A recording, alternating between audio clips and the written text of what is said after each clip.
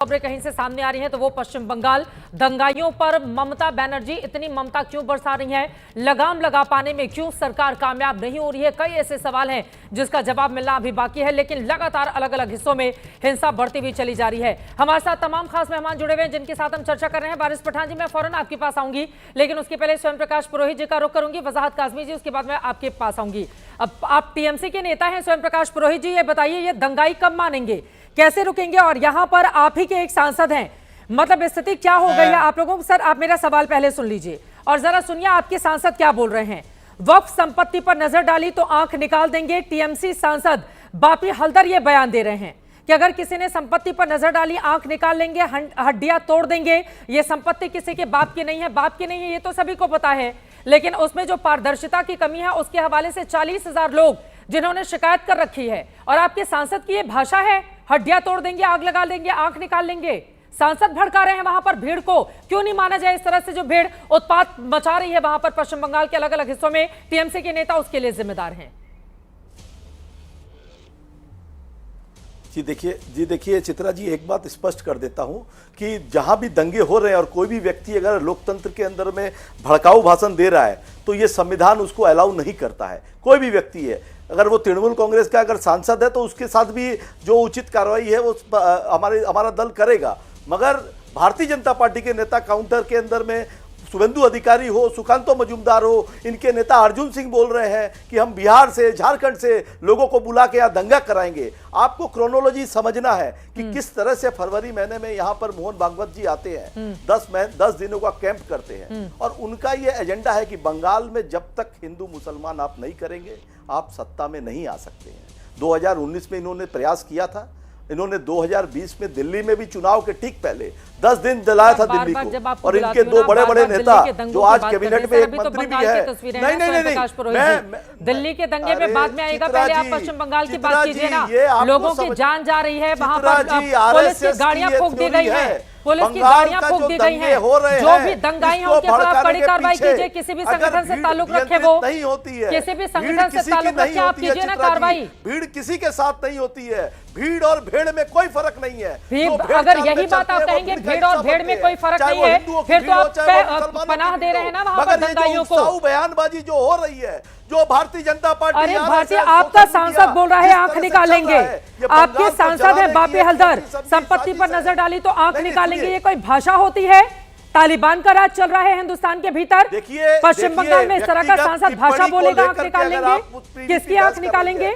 व्यक्तिगत टिप्पणी नहीं। अरे सांसद है वो, चुने हुए सांसद है। याद है अर्जुन सिंह ने क्या कहा कल? आप उसके बयान पर डिबेट नहीं करेंगी? अरे अर्जुन सिंह के बयान पर कर लेंगे, अर्जुन सिंह के बयान पर बिल्कुल कर लेंगे। राज्य सरकार आपकी है, राज्य सरकार आपकी है, इस वजह से आपसे सवाल पूछा जा रहा है स्वयं प्रकाश पुरोहित जी। वारिस पठान जी, मैं आ रही हूँ फौरन आपके पास। मुसलमानों को दबाने की बात कर रहे हैं, अगर कोई हिंदू नेता और उसके जवाब में अगर कोई मुसलमान नेता जवाब दे रहा है, आप दोनों बयान को दिखाइए। आप एक बयान दिखा रहे हैं। अरे आपकी राज्य सरकार है ना, जो भी भड़काऊ बयान दे पकड़िए ना उसको, लीजिए हिरासत में डालिए जेल के भीतर। किसने मना किया है जो लोग भड़काऊ बयान दे रहे हैं? आपका जो ये प्री प्लान्ड सिद्दीकुल्लाह चौधरी को उठाकर देख लीजिए, आपकी बापी हल्दर हो, सब एक तरह की जुबान बोल रहे हैं, या फिर अर्जुन सिंह हो, करिए इनको हिरासत में लीजिए, डालिए इनको जेल के भीतर, या डालिए कड़ी कार्रवाई कीजिए। आप इस तरह की स्थिति पश्चिम बंगाल में पैदा करके रखे हुए लोगों को हिरासत में लिया जा चुका है। एक बार वारिस पठान जी की टिप्पणी ले लेती हूं, ठीक है? वारिस पठान जी, आप लोग भी लगातार विरोध कर रहे हैं, लेकिन बंगाल से जो तस्वीरें सामने आ रही हैं, उपद्रवी या फिर वक्फ बिल का विरोध करने वाले इस तरह के नहीं हो सकते हैं। ये तो गुंडागर्दी है, सीधे सड़क पर उतरकर। इसकी आड़ में कौन इस तरह से उपद्रव कर रहा है? देखिए चित्रा जी, विरोध करना, प्रोटेस्ट करना संवैधानिक अधिकार है, मगर साइलेंट प्रोटेस्ट हो, ये संविधान बोलता है कि अगर आप सरकार की किसी नीति से नाखुश हो तो आप विरोध प्रदर्शन कर सकते हैं, मगर वायलेंस नहीं होना चाहिए, हिंसा नहीं होना चाहिए। और हम तो हमेशा से वायलेंस का कंडेम किए थे, करते रहेंगे। हिंसा किसी को कायदा कानून अपने हाथ में लेने का अधिकार नहीं है। वक्फ बिल के खिलाफ प्रदर्शन मैंने भी किया था, मैं भी जुम्मा के दिन मस्जिद के बाहर हम लोग कर रहे थे वक्फ के जो बिल आया है असंवैधानिक, उसके खिलाफ। मगर हमको तो महाराष्ट्र में मुंबई की पुलिस ने सीधा सबको उठा के एक साथ गाड़ी में डाल के पुलिस स्टेशन पे लेके चला गया। हमको 2-3 घंटे के बाद में सबको छोड़ दिया। तो प्रदर्शन, अब ये प्रदर्शन जो हो रहा है वेस्ट बंगाल में हो रहा है, नहीं होना चाहिए, वहां पे जो सरकार है ममता दीदी की है वो नहीं। अभी पब्लिक के अंदर एक आक्रोश है। अब वो आक्रोश क्यों है कि मोदी जी ने जो बिल लाए पूरा पूरा संवैधानिक बिल है। मुस्लिम पर्सनल बोर्ड ने भी क्या बोला, प्रदर्शन किए लेकिन पीसफुल प्रोटेस्ट करिए, किसी को आगजनी करने का कहीं पर भी उन्होंने नहीं बोला। अभी अगर बिल इस तरह से लाएंगे मोदी जी जिसको 14, 25, 26, 29 का टोटल वायलेशन है, तो उसके खिलाफ सुप्रीम कोर्ट भी गए, लोग रास्ते पे भी उतरे। तो खंडन करता हूं मैं कि प्रदर्शन नहीं हो रहा। मोदी जी ने क्या कहा कि भाई ये वक्फ की अगर जमीन ये होती तो मुसलमान पंचर नहीं बनाता। अभी आरोप प्रति आरोप के अंदर नुकसान किसका हो रहा है चित्रा जी? देश के मुसलमान का नुकसान हो रहा है, भारत के मुसलमान का नुकसान हो रहा है। अभी तो सही बात है कि सच्चर कमेटी, महमूद रहमान कमेटी का रिपोर्ट है, रंगनाथ मिश्रा कमेटी का, कि मुसलमान देश का जो पिछड़ा हुआ वर्ग है, सोशली, इकोनॉमिकली, एजुकेशनली बैकवर्ड है, उसको आरक्षण भी मिलना चाहिए। अब अगर मोदी जी को इतनी मुसलमानों की फिक्र है तो मैं उनको याद दिलाऊंगा, महाराष्ट्र के अंदर तो उनकी सरकार, महाराष्ट्र की उच्च न्यायालय ने कहा कि मुसलमानों को 5% रिजर्वेशन एजुकेशन में दे दो। आप नहीं देते, क्यों नहीं देते भाई? फिर आप बोलते हो कि पंक्चर बनाएगा। आपने कहा था 2 करोड़ युवाओं को रोजगार मिल जाएगा, आपने तो नहीं दिया। 15 लाख अकाउंट में आएगा, नहीं आएगा। आज अगर आप युवाओं को रोजगार दे देते तो हमारे हिंदू भाई का भी फायदा हो जाता। आप हमारे 9.5 लाख एकड़ वक्फ की जमीन गिन रहे हो, मगर 4 राज्य का अगर आपको गिना दूं ना, तमिलनाडु, आंध्रा, साउथ की, तो 14.5 लाख एकड़ की जमीन है हिंदू एंडोमेंट बोर्ड के पास। अगर वो निकाल दिए तो आज हमारे हिंदू भाई, हिंदू युवा को रोजगार मिलता। नहीं रोजगार मिला तो क्या कर रहा है? कुछ तो 2 रुपए के ट्विटर के ट्रोलर बन गए, कुछ बेचारे हथौड़ा फावड़ा लेकर कबर खोदने के लिए निकल पड़े हैं, कुछ बेचारे तलवार लहराते हुए रास्ते पे निकल पड़े, जीएसआर के नारे लगाते हुए। आपने उनको रोजगार दिया होता, इतनी सारी वक्फ की जमीन है आपके पास, तो आज ये नौबत नहीं आती ना। तो मोदी की कटनी और करनी में फर्क है। मुसलमानों के प्रति इतनी मोहब्बत क्यों दिखा रहे हो? अचानक से क्या होगा? मोदी जी जिनको मुसलमानों के 2 मिनट की आजाद से 10 सेकंड में कंप्लीट कर परिवारों ने 10 सेकंड मुस्लिम बहुल इलाके से। मैं मुर्शिदाबाद की जो हुआ है, इस सवाल पर भी आप कह रहे हैं कि मुसलमानों का बहुत बुरा हो रहा है, उधर हिंदू को अपना घर छोड़कर जाना पड़ रहा है। तो ये हिंदू मुसलमान इतना ज्यादा, सबसे ज्यादा तो बंगाल में ही हो रहा है। तुष्टीकरण की राजनीति की वजह से किया जा रहा है। न वहां पर मुसलमान सुरक्षित है, न वहां पर हिंदू सुरक्षित है। सुनिए, अच्छा नहीं सुनिए चित्रा जी, हिंसा का मैं कंडेम कर रहा हूं। जिनकी जान चले गई गलत है, नहीं होना चाहिए हिंसा। किसी को कायदा कानून अपने हाथ में लेने का अधिकार नहीं, मगर पुलिस प्रशासन है, ममता दीदी की सरकार है। अब देखिए कि उन लोग क्या करने का, उनका प्रवक्ता भी आपके बैठा है, वो बताएगा। अब मैं तो पूरे पिक्चर की बात कर रहा हूं ना, वक्फ के ऊपर। हम तो प्रदर्शन कर रहे हैं, मुस्लिम पर्सनल बोर्ड ने तो कहा प्रदर्शन करो। अब यहां पर मैं बता रहा था, आपने बीच में मुझे रोक दिया कि बीजेपी को मुसलमानों से बहुत प्रेम हो गया है। अभी जैसा प्रवक्ता ने कहा बीजेपी के सबका साथ सबका विकास की बात कर रहे हैं मोदी जी। अरे झूठ बोल रहे हैं आप लोग। अब मुसलमान की 2 मिनट की अजान से आपको नफरत है। 10 मिनट रास्ते पे अगर मुसलमान ने नमाज पढ़ लिया, वो नफरत, आप उसका पासपोर्ट कैंसिल कर देंगे, 2 लाख का बॉन्ड भर देंगे, और आप मुसलमानों के हित की बात कर रहे हो। हिजाब से नफरत, खाने पीने से नफरत, रास्ते पे नमाज से नफरत, अजान से नफरत, और किस बुनियाद के ऊपर आप मुसलमानों के हित की बात कर रहे हो? ये वक्फ अमेंडमेंट लाके, ये तो आपने मुसलमानों को फंसा दिया। तो वक्फ को संभालने के लिए नहीं, वक्फ को बर्बाद करने के लिए बीजेपी ने साजिश रची, और अपने बहुमूल्य बल के बुनियाद के ऊपर ये एक अनकॉन्स्टिट्यूशनल बिल लेकर आया है। और हम चाहते हैं कि मोदी जी गौर करें और ये बिल को वापस ले। बिल को वापस लेना ही चाहिए, क्योंकि ये पूरा पूरा मुसलमानों की जमीनों को हड़प कर लेगा, ये वक्फ को बर्बाद कर देगा, और ये देश को अराजकता की तरफ लेकिन उसके पहले वजाहत काज़मी जी आधे घंटे से हमारे साथ जुड़े हुए हैं। एक चलता टिप्पणी जल्दी से उनकी मैं ले लेती हूँ। वजाहत काज़मी जी कैसे समझाएंगे? मोदी जी कह रहे हैं कि पंक्चर नहीं बनाते बच्चे, अगर वक्फ कानून को लेकर सरकारें अच्छा काम की होती, अब गरीब मुसलमानों का फायदा होगा।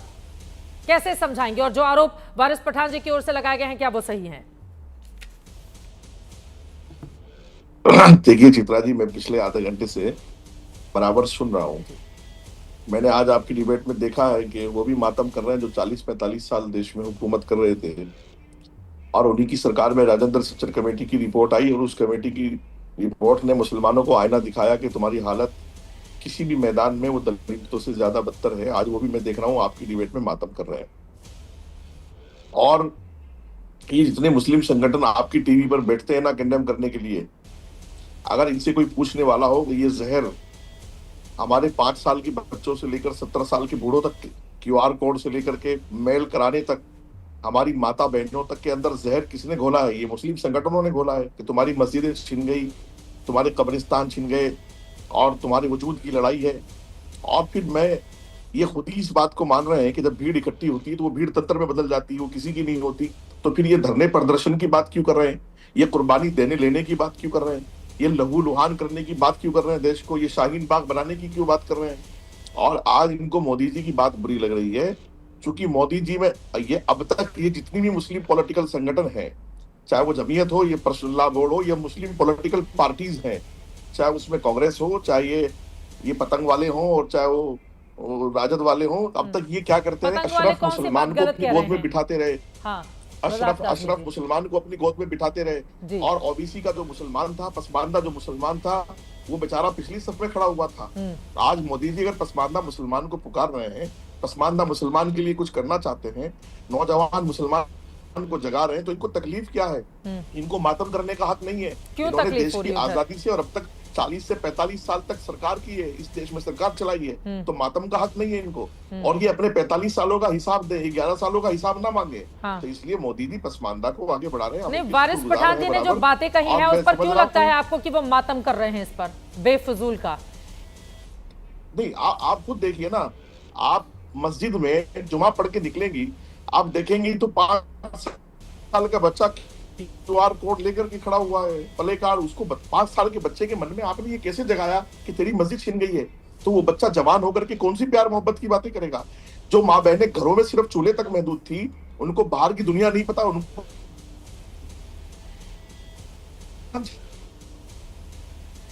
आज ये जो बंगाल में जो कुछ हो रहा है ना, इसकी पॉलिटिकल और विपक्ष जितने भी मिल गए हैं, सब इन्होंने भड़काया है, इन्होंने जज्बात दिए हैं उनको, इन्होंने जुनून दिया है, मजहबी जुनून दिया है।